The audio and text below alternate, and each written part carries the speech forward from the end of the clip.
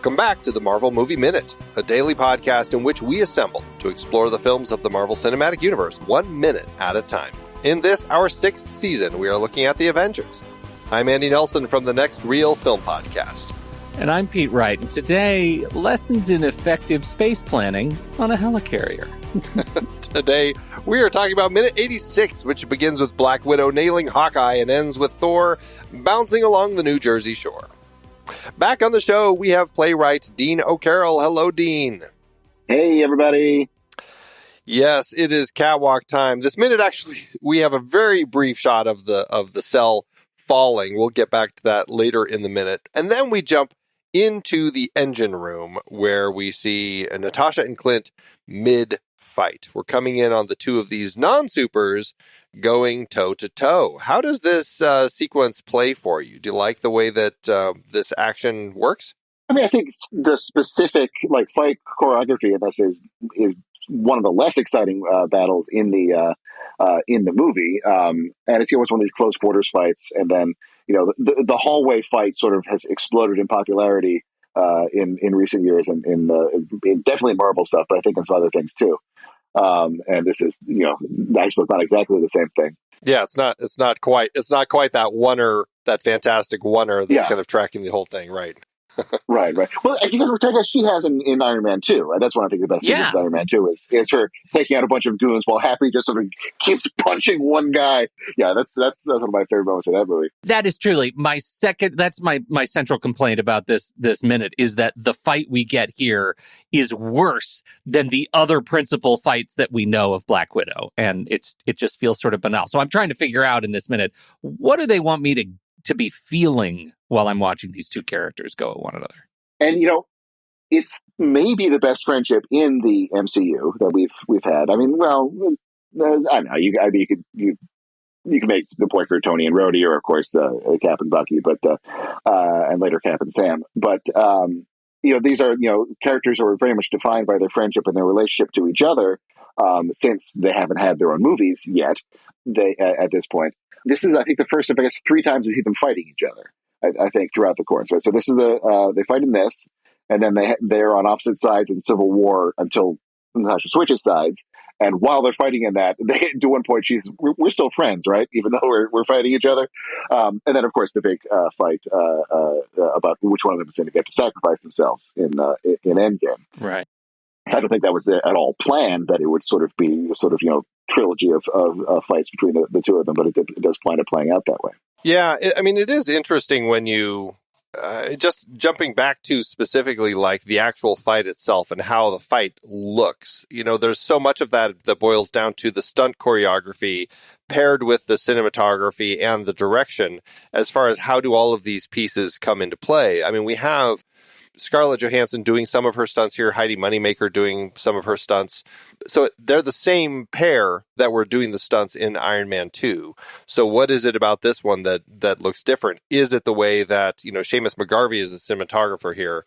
Is he doing something different in the way that he's decided to shoot the fight? We had Matthew Libatique shooting Iron Man 2, and certainly a name in cinematography that I think of more in creative photography than Seamus McGarvey.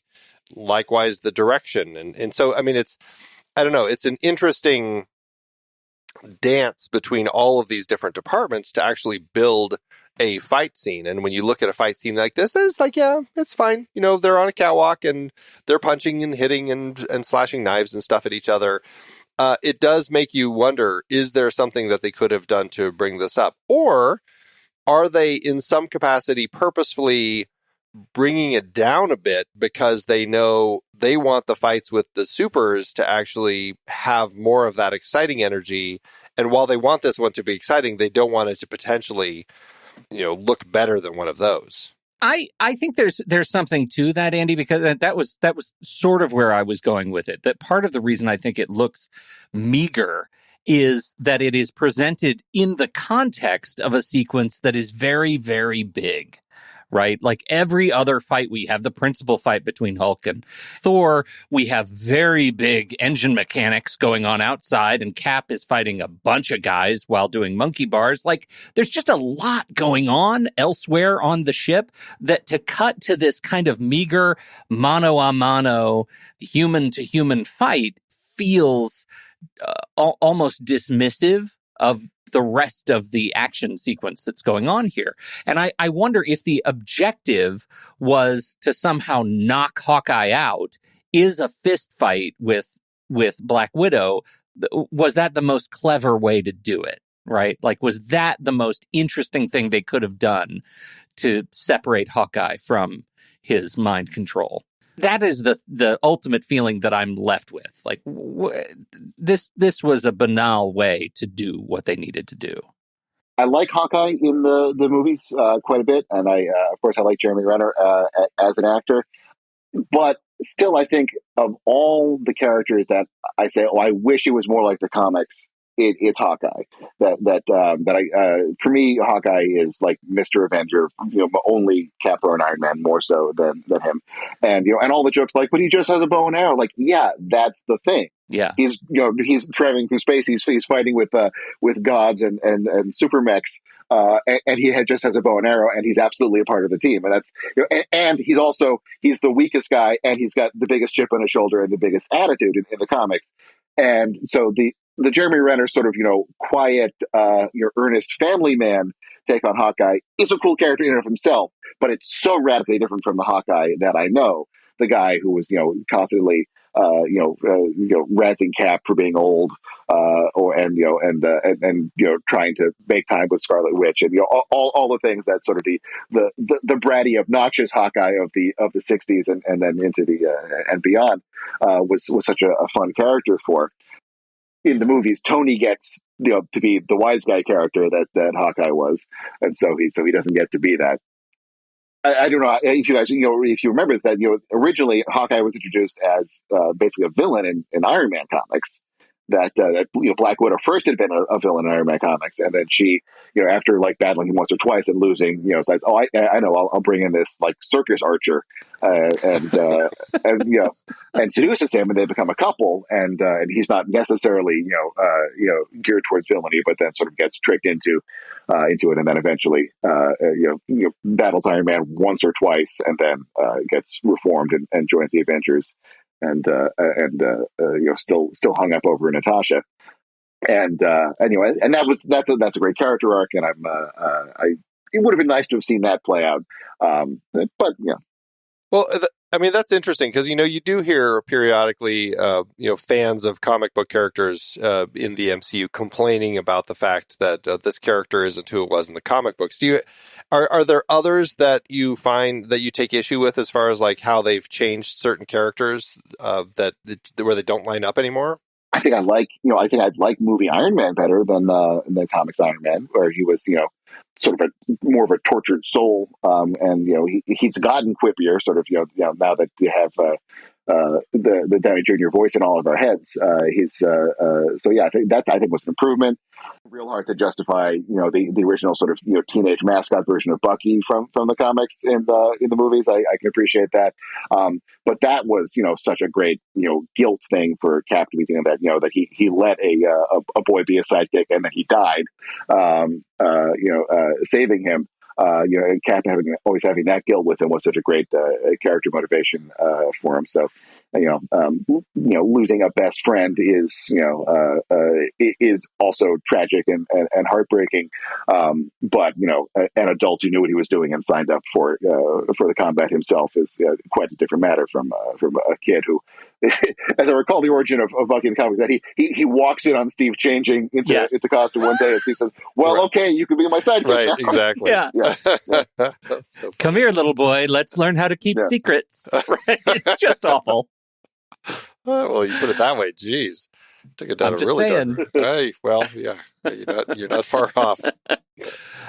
I mean, it is interesting, like the changes they made, and there certainly are issues with Hawkeye. Certainly we've talked about plenty of issues. Just the fact that Hawkeye is essentially, made a villain in this film right from the get-go, and it takes so long for them to make him good again. That's a frustrating element, and we're kind of at that point where things might switch. But it's interesting, Pete. You talked about what I suppose her goal here is at this particular moment. I mean, so far we've had mercenaries that are faceless mercenaries, and so Fury and Hill have been fine just shooting them or taking them down. They know that Clint is here. They saw him, up in the vents as he's kind of shooting arrows down into the bridge.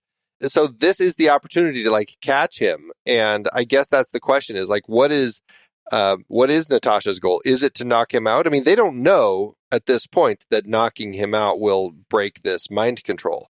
No, I think we get a sense of that in the fight, right? That at some point she sort of turns at the end, and that one last decisive punch, feels like it's a response to something she is suddenly aware of. I think absolutely, yeah.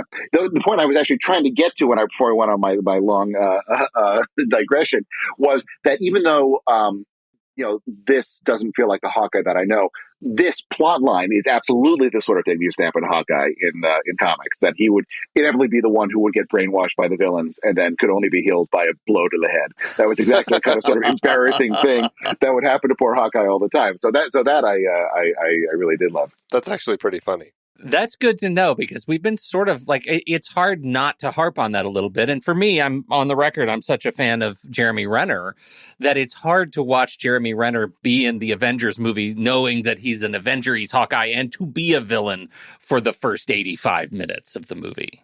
Yeah, I mean, almost a full hour and a half before he finally comes back to normal. It's pretty frustrating. But, so this moment here, the fight, as far as the mind control powers, I guess, they get this sense that, they're seeing, okay, Loki obviously doesn't need to have the scepter for all of these people to still be under his control. And then she basically flips over his forearm and throws him, spins him around and smacks his head into the railing. And that's the point where Clint finally kind of groans and kind of slowly stands. He looks at her as if, he's finally recognizing her for the first time. He says, Natasha, it's kind of mumbles out of his mouth, but he says it. But his eyes are still blue. He still has those crazy blue, mind-controlled eyes. And I was like, okay, so maybe that's why she punches him. She sees that his eyes haven't changed, and so she's just like, I'm just going to take you out, and then we'll deal with you later. Yeah, I kind of, I mean, I feel that way, though. To me, it really feels like when she hears the word Natasha, she sees, he's calling her by that name as an act of intimacy and realization that there's still Hawkeye in there. There's still, Clint is still in there. And that's why I feel like it triggers that final punch to knock him out and deal with him and see if she can fix him. Yeah, I guess that's kind of what we're meant to think. I mean, she's been, ever since he was taken, she has been the one who's been scrolling through the computers, looking up, has there been any hit on him yet, as far as trying their face trackers, trying to scan through the population's cameras and find images of him. And she's been the one who is always bringing up Clint as somebody that they have to figure out. And this is the moment. And yeah, I mean, he's attacking her. So yeah, I guess that is essentially what she's trying to do, is figure out a way to incapacitate him so that they can deal with it later. Yeah. Well, I mean, it works. I like the way that I like the resolution of this scene. Let's say the fight sequence itself is, it's fine. It's a fine sequence. Yeah. But I do it's just weird that it's so underwhelming. That's the thing. It just feels like, okay, this is a fight on the guy. And I haven't even made the comment that we have come back to time and time again, that this is another new location, right? Ostensibly a new location in the helicarrier that is long, very large corridor with no other people on it. And it feels like this does not look like the aircraft carrier model. This is no Nimitz. This is like boho kind of building. It doesn't play for me. I think that's probably another problem with it, that it feels so out of context with the rest of the setting that we're given inside the ship. Even this is different than the other spacious areas in this particular ship. And it's another area where Hulk would absolutely destroy it if he ended up in here, because it is not wide. It is a very narrow area. Like they have this ship with a cell where they can put him if he gets crazy. But again, how do they get him there? It's like there's no hallways that would fit him. Oh my goodness. All right. Well, the fight ends with her knocking him out, and we end up back with Thor. Now we're in the cell as he is falling down to the coastline below.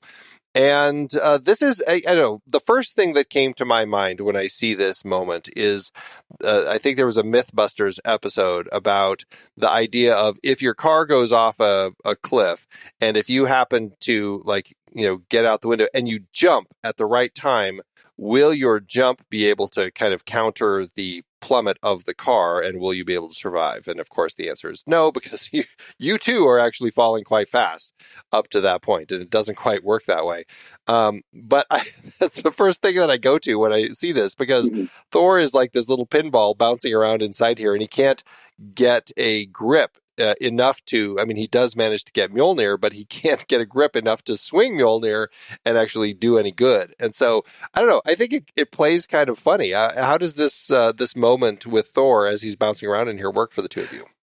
Did Mythbusters have Mjolnir? I don't think so. Yeah. You were a few, but you're not a thunder god with a magic hammer. Yeah.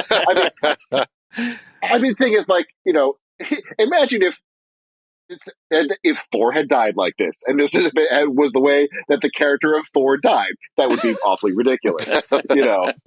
He just went splat, like, oh, well, all right, one down. Right. So as an action moment, it's not really a matter of if, but when. You know he's going to bust out. You know he's going to make it safely. And really, because you've seen a movie before, you know that it's going to be at the last second. Like in Galaxy Quest, when the timer has to go down to 1 second before it'll shut off, even if you've turned it off before then. Right. I think just it's action comfort food rather than action, surprise and astonishment. Pete? Action, surprise, and astonish is actually the name, was one of the names of the Avengers. Avengers, action, surprise, and astonish. Yeah, I love this sequence because it does get me out of my head. It is quite literally dizzying, and I love what my brain has to do to keep up with tumbling Thor, and the way they time the effect of him busting through the glass, the Mjolnir coming out, that using Mjolnir to finally shatter the glass, that Hulk-proof glass, and then crashing into the sea below, or into the rocky outcroppings below, I think is a great effect, and it's exciting, and it then silence, and that is a wonderful action use of a wonderful action moment to just make me feel something, right? It doesn't take me out of the movie at all. It just lets me kind of be a part of it. It's one of those super minor quibbles, but when this cell is turning end over end as much as it is, and it continues turning end over end, by the time Thor finally manages to get his feet on a side, it's like, I'm not exactly sure how he's holding himself there if this whole thing is still turning over end over end, but somehow you're he right. Manages you to. Believe me. You're right here. No, I know it's complete nonsense, but it's fun. It is fun, and this is why we enjoy this, because it's Thor breaking out of a spinning cell and smashing through glass just in the nick of time. It's perfect. And what is fun? It's like, as we see him falling, is he going to land on the beach, or is he going to land in the? We see a city, we see roads and stuff below. It's like, where is this going to land? Is it going to hit a person? Is it going to squish somebody and land on their car? Is it going to hit the coast? Is it going to hit the water? Where is it going to land? And I love that they've decided it is going to land on an outcropping, like a rocky outcropping, jutting out into the water, but it's like right there, and it's like right on the line. For some reason, I think it's really funny that they decided to make it so specifically like right at that point. Yeah. The geography of where this is happening above is I'm a little uncertain of, that they still have to fly some distance to get to Manhattan from, in a few minutes, but Manhattan is also apparently just a few hours away by moped for Bruce. I think we've determined that we're somewhere in New Jersey. We're kind of on the because Nick directed the shield agent at the helm earlier to head south, basically keeping the sun on the left. That we're like, okay, so they're probably on the southern end of New Jersey, trying to get to the bay down there by Delaware, and so that they could actually be over water in case the whole thing went down. And I certainly will buy that once this is over, they do head back out over the ocean, to be further away from civilian populations while they're sort of getting everything back together. I'll buy that. So then that the team that is still on helicarrier does have to, then travel a further distance. The saga of exactly how Bruce manages to get back to Manhattan in time is kind of one that's just like, you just need to accept that there is an explanation, and it's not interesting enough to have gone into enough detail about it. But you see on the moped, and you say like, okay, sure, good. Yeah, right. I'm glad we're all here. Exactly. Well, we end this minute with Thor. It's almost like a skipping a stone on a pond as we see Thor skipping across the field here in off the coast of New Jersey, which I don't know, it just makes me laugh, kind of seeing him bouncing as the ground kind of explodes around him, and he and Mjolnir kind of go flying off. It's a very fun little bit. But this field, again, thanks to good old Jay Shepard, who's always busy at work with all these locations over at MCU Location Scout, this field was actually also filmed just outside of the location where they were filming at the very start of our film, the Joint Dark Energy mission. Our base there, the interior of that, filmed just outside of Cleveland, Ohio, at the Plumbrook Station.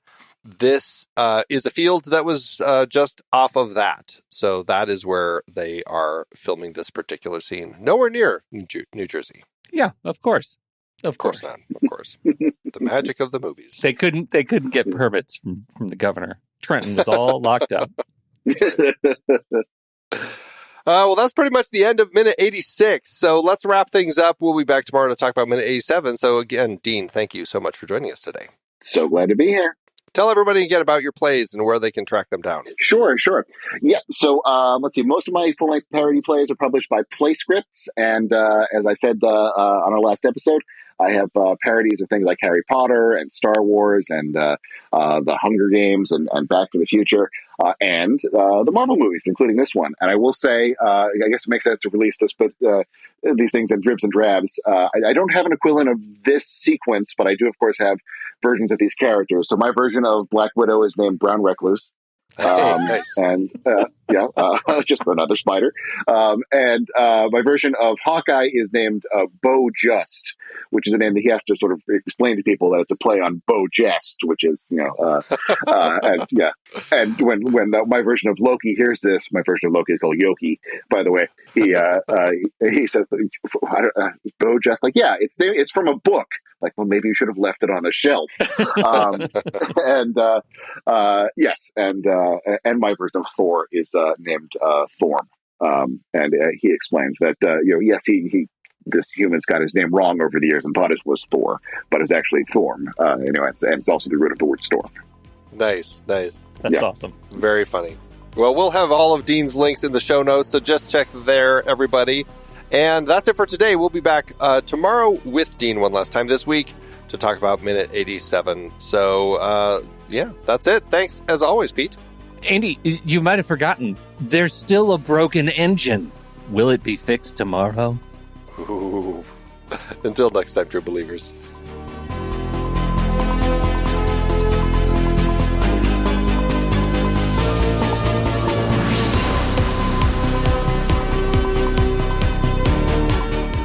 Marvel Movie Minute is a production of True Story FM, engineering by Andy Nelson. This season's music is Message to the World by Anthony Vega, and this season's show art is by Winston Yabo. Find the show at truestory.fm. If your podcast app allows ratings and reviews, please consider doing that for our show.